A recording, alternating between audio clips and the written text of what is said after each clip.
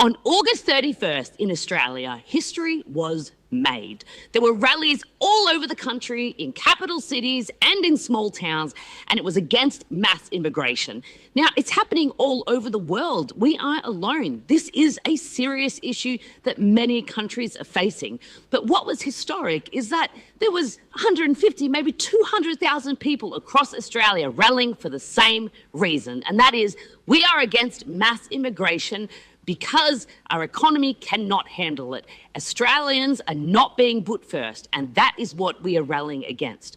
But the question really is now, that it's been 2 days or so, where to from here? Where do we go from here?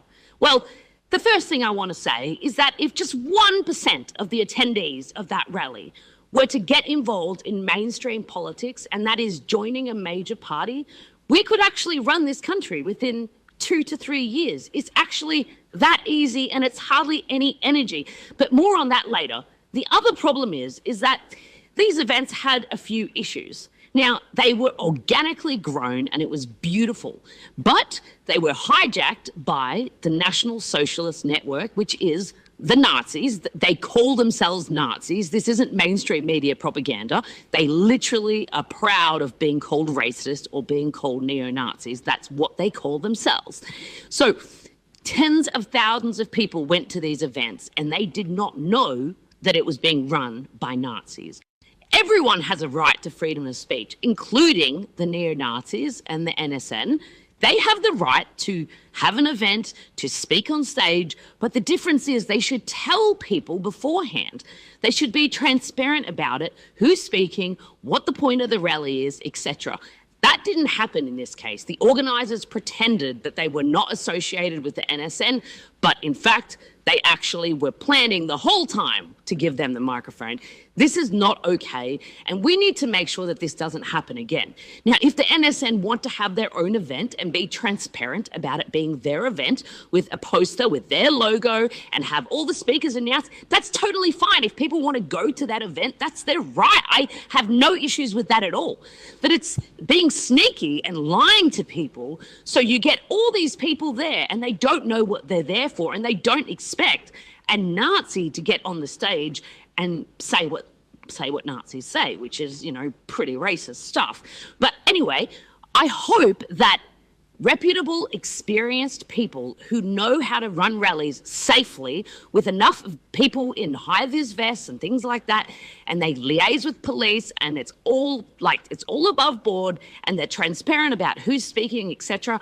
I hope that those people come forward, and I do know that there's an event on September 13th all across Australia, and it is being run by reputable people. But moving forward, it seems to me that Australians want to march. They want to protest again, since the anti-lockdown protests and the anti-mandatory vaccine protests, which were huge. There's an appetite again. So I hope that a group comes forward who is transparent with the people so that they know exactly what they're going to. And I know that these groups are coming together. So if you're a protest attendee and you're upset about what happened, because I've gotten so many emails and messages from people who were really upset about what happened on Sunday, on August 31st. And I just will say, it didn't happen in every state. It really only happened in Melbourne and Sydney. In the other states, the Nazis did try to take the microphone, but they were cut off. Literally, someone pulled the microphone cord out and they couldn't speak. That's amazing, by the way. So I hope moving forward that there is an option for people to march peacefully and safely without Nazis speaking on stage, and I think that's going to happen. So just hold tight for that. As I said at the beginning, if we all got involved in mainstream politics, if even just 1% of us got involved in mainstream politics, we could run this country. And I mean that. Like, it's actually doable. It is tried and tested, and it is doable. All you need to do is get a few friends together, join the local branch of the Liberal Party or even the Labor Party, right? And you can do things from within, It's called being strategic, okay? You might not like the idea of joining a major party. I get it. It sounds weird, and it's really hard to, swallow that idea.